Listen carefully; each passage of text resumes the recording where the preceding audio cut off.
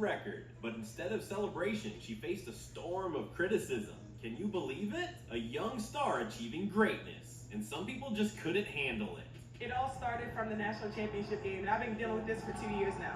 And understanding, like, yeah, negative things have probably been said about me, but honestly, I'll take that because look where women's basketball is. People are talking about women's basketball, but you never would think that we'd be talking about women's basketball. People are pulling up to games. We got celebrities coming to games, sold out arenas, like just because of one single game.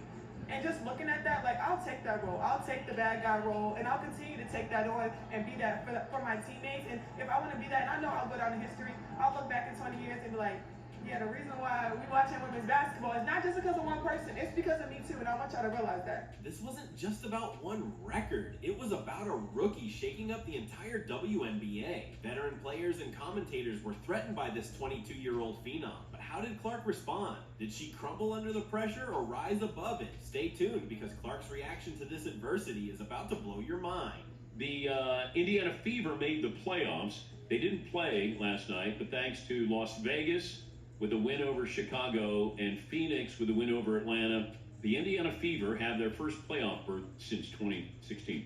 2 years ago, their home attendance was 1,800 fans. Their average this year, home attendance, is 17,000. That's almost 10 times. And, of course, the big difference is Kaitlyn Clark.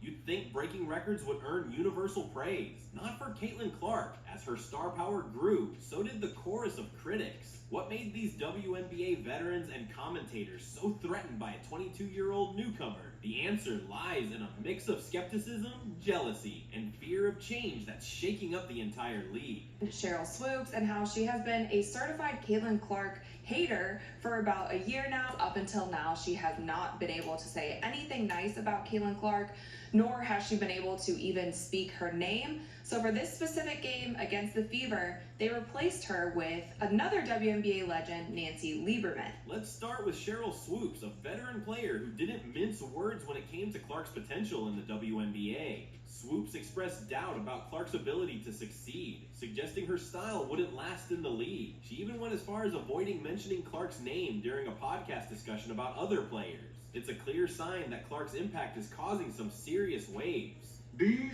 ladies, and I'm a WNBA fan, it's been good season. They cannot have this Kaitlyn Clark thing up any worse if they try. But it's not just the veterans feeling the heat. On the court, players like Angel Reese have taken their frustrations to a whole new level. Reese's behavior towards Clark has been called out as unsportsmanlike, with taunting and trash talking becoming a regular occurrence during games. It's as if Clark's mere presence is enough to trigger a defensive response from her peers.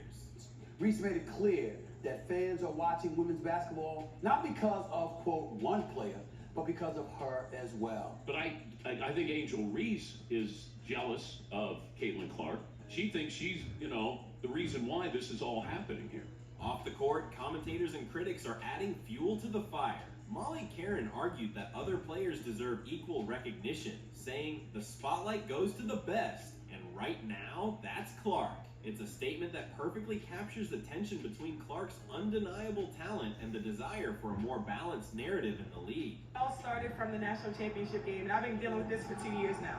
And understanding, like, yeah, negative things have probably been said about me, but honestly, I'll take that because look where women's basketball is. People are talking about women's basketball, but you never would think that we'd be talking about women's basketball. People are pulling up to games. We got